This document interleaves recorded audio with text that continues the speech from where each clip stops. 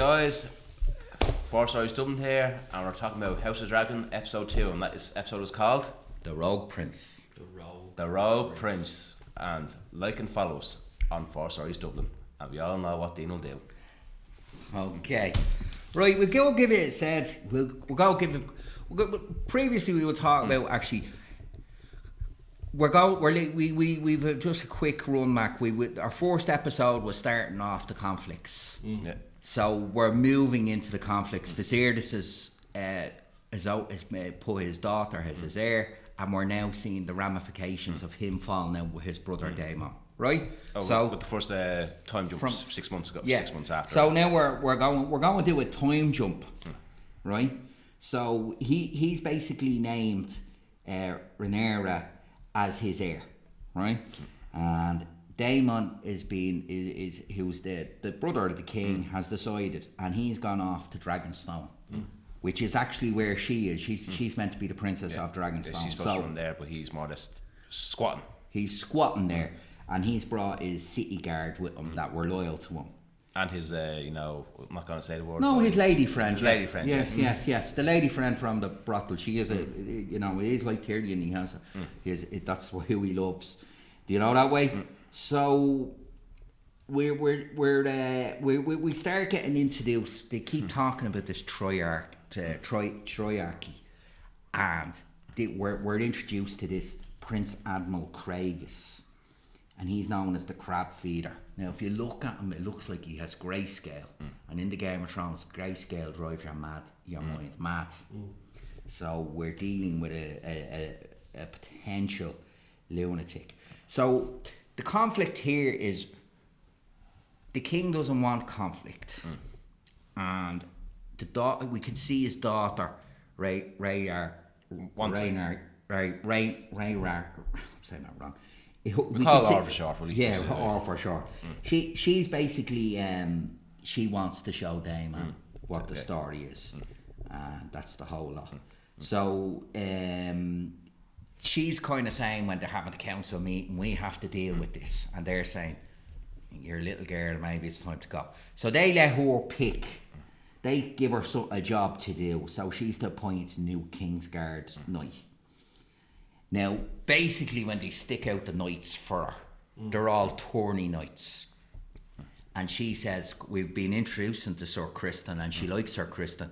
And she's saying, hang on, they're going through, he did this, he fought in this tourney. And she's like, who has combat experience? And there's only one.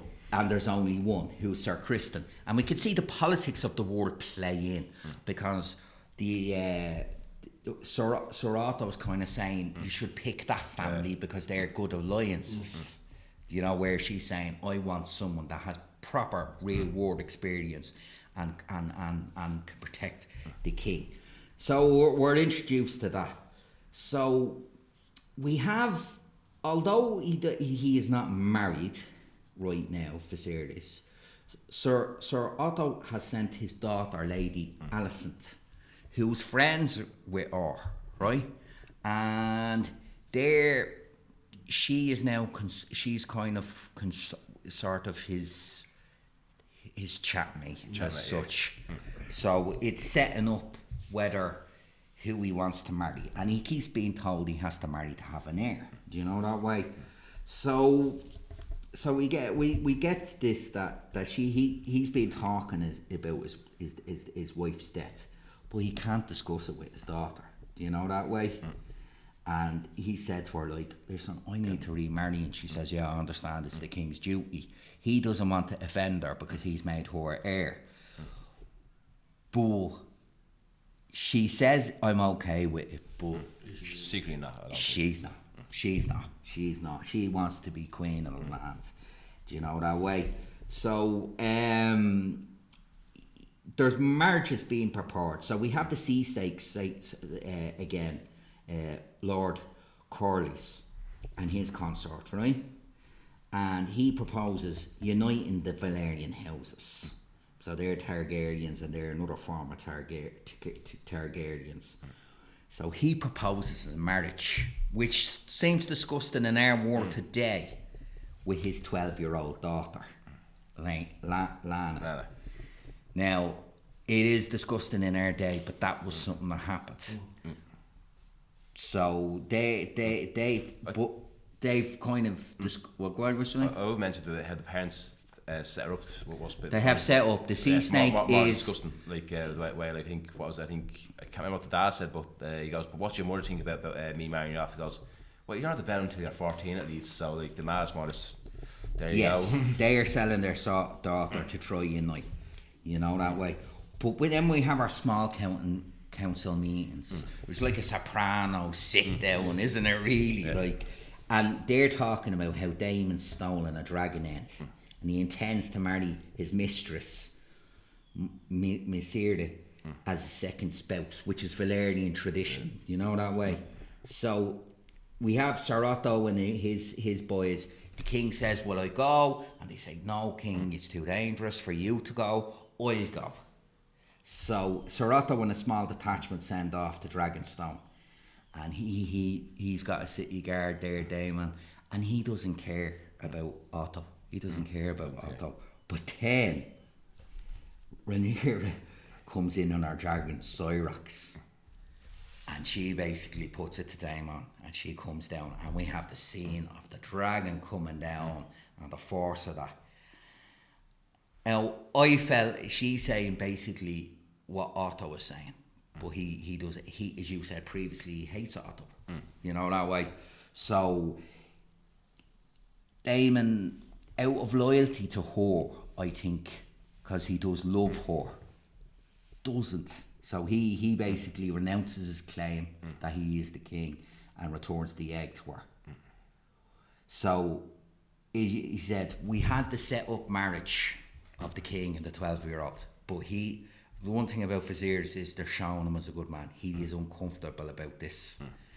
But because of the conversations as you were speaking of, he realises the sea snake was always trying to get into his position.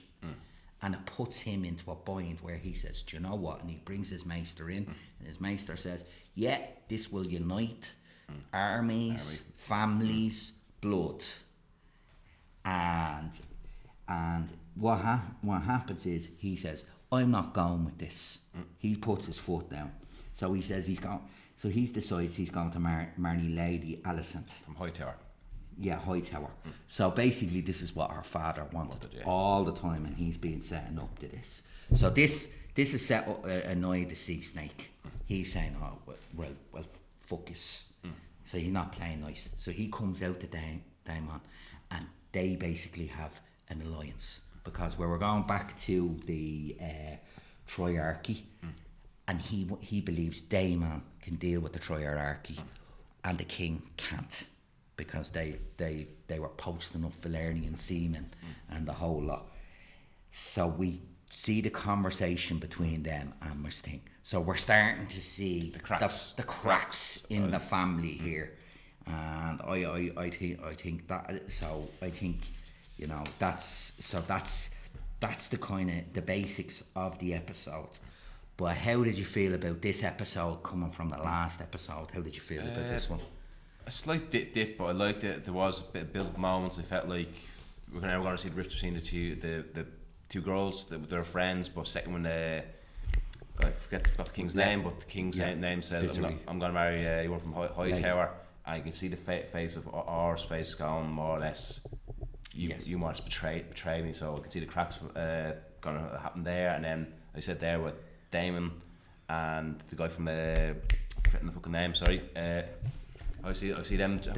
Matt Smith.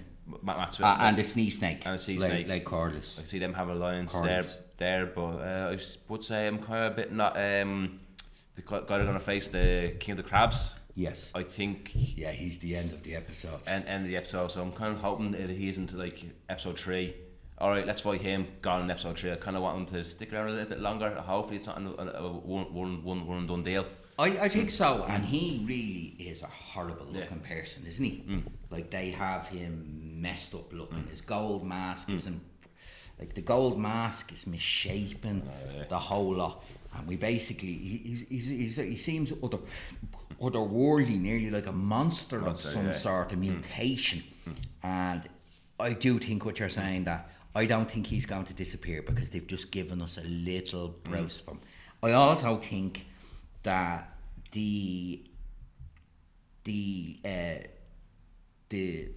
alliance between Damon and the Sea Snake, it's an alliance because they have a common enemy. Common enemies, yeah. But there is difference of opinion in them. Yeah. Do you know that way?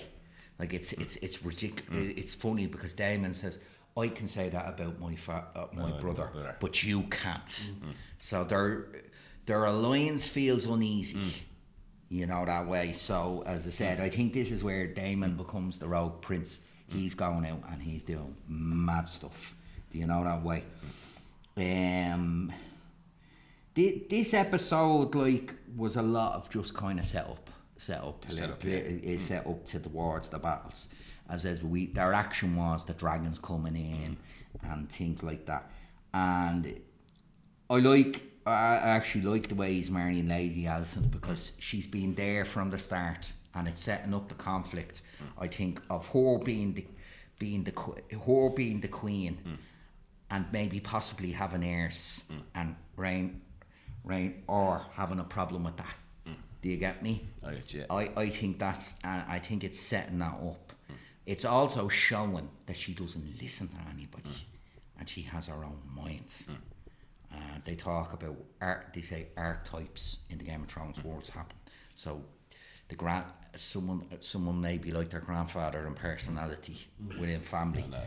So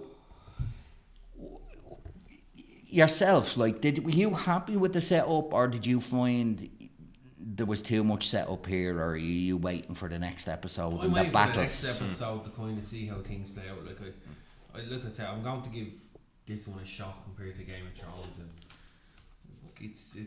it's going slow and steady in my point. You know what I mean? So I think I might be waiting for a kind of a big battle scene or some big death to kind of happen, and it might change me whole kind of aspect. Or use time jump.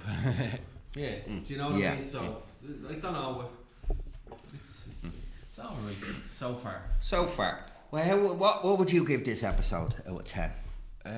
Maybe a 7.5. 7.5. So I think there was. Did you feel the CGI had improved? I didn't notice any CGI problems, so I think it was kind of the same, but I just got used to it. First episode was a pilot, as you remember. Yeah, so maybe there was a little bit improvement, but I just thought the how things got along went a little bit slower, so kind of stopped a little bit, but I thought it was a good episode still as well. So what would you get? You 7.5. So what would you give it? I'd probably give this one probably a 6.5 now. You're getting a bit more into it. I wouldn't say I'm getting a bit more into it, but I would say I'm getting a bit more into it. It's not too bad compared to the first episode. The first episode, as you said, it's a pilot, it's a start off, you know. Yeah. There's some new characters coming into it and they're kind of making you look, right, who's this fella, what's this fella about, like, you know. Yeah. It's as I said, I'm slowly getting into it. Yeah. I'll say I'm slowly getting into it, so I'll see how the rest of the episodes go, you know. Yeah. Well, I'd give this about an 8 or a 9. I really did enjoy it. I think they're fleshing the characters out very good. Yeah, the character building. The character building right now, and as I said, Damon, I think Matt Smith is doing a brilliant job at him. He's not a bad actor though. He's not a bad actor. He makes you hate him a little bit. Yeah, but there's something likeable about him, and we think so. We can see that there's multiple people that want that throne now, and they're forging alliances. So this is, for me, we're seeing the Targaryens tear each other apart, and this is what it's setting up. Or sorry, the Valerians, because Corley's family are not Targaryens but Valerians. So as for me, it's shown because Rhaenyra, she doesn't want to have children. We've seen this in the first episode. She wants to be the queen. She wants to fight battles. Yeah. But she's also saying, and we're seeing the cautiousness of Viserys, that he doesn't want to use the dragons. Where she's saying, we have dragon riders. You know, and Yeah, it was an uncomfortable scene with the 12-year-old, but I think it was good to show that that's way sort of a medieval worked, some and people how they would. It got a lot of hate on social media for it, like.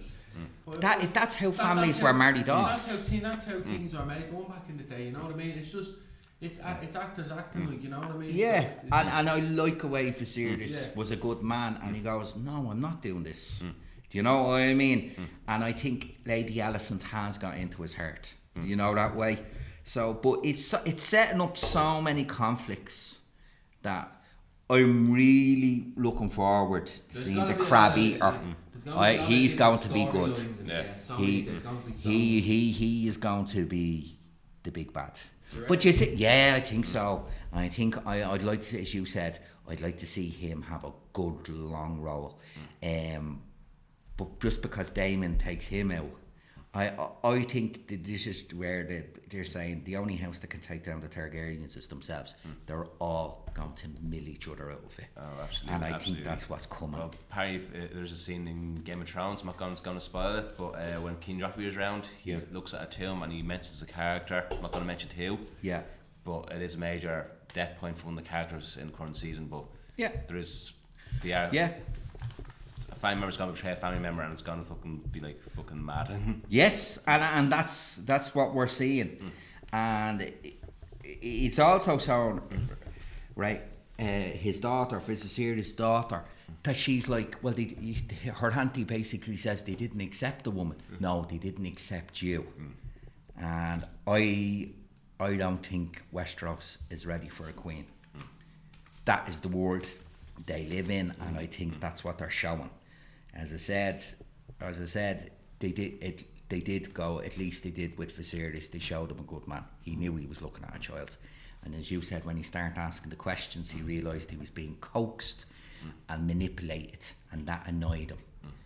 So there's certain things with Viserys. He lets certain things go, but there's certain things he can't let go. And I think that's very good. So I said I'd give it about an 8 or a 9. I'm loving where Daemon's going. Now it's complicated that he might. It feels like people could have alliances, but there could be alliances broken. I think. I reckon there will be like said there with Daemon and the sea snake. I reckon when their problem's gone, I reckon more or less right, that problem's out of the way. Now it's me and you. We're going to have a fucking problem. Yeah, yeah. And I think it's setting up good. So I'm liking it where it is. It right now it's in King's Landing. We're starting to. They always do that. They start in King's Landing, or when the first Game of Thrones we were up at Winterfell, but we're now starting to see the other parts of the universe come in play. Explain that Winterfell. Were you surprised with I know the Starks are in Winterfell and Brattons? Were you surprised how mentioned Starks and Brattons? Like Bratton's got like a lot. They're from the other side of the world right now. The Starks that we know that got into power, they got into power through Robert's rebellion. This right now is the Targaryens, and the Targaryens have dragons, which in their world is the equivalent of having nuclear bombs, and they're the only ones with the nuclear bombs. So, by the time of Game of Thrones, all them dragons are dead. Do you know that way? So, we're going to see how the dragons died. I think you know that way. But yeah, I'm looking forward to the next episode. It's building to somewhere, so I'm happy to watch the next one. And sure, actually, might be a little bit off topic, but season 2 has been announced, and part of the rumours is Elizabeth Olsen is supposed to be playing a character from Game of Thrones. Do you know what that one is? No. Go on. Missandra. Well, that makes sense. Yeah, that makes sense. They're going to bring back the Red Woman, but because in Game of Thrones, so I know she was 40 years old. Yeah. And because this is 200 years before, so she'll still be 200, so she'll still look old and everything with the glamour on. But yeah, she'll have her thing. Yeah. But apparently they want Elizabeth Olsen to play her for. Well, there was another thing that was exposed in the thing when he actually made. I can't remember if this episode, last episode. They do bring in about the White Walkers, and he says why a Targaryen has to be in power is to deal with this great evil, and he only took her aside, took his daughter aside to say that. but that's the little secret. So the Targaryens know. So I'm wondering, will the blade was the blade that Arya stabs Night King with. yes, I'm wondering whether the Night King and stuff like that world will start to come into it. It'll be interesting to see, but as I said, I feel they're doing a good job and they're being consistent. So we'll leave it at that, and then I think we'll see us for the next review. Like, share, and subscribe. Follow the Instagram. Don't forget to follow the YouTube. So.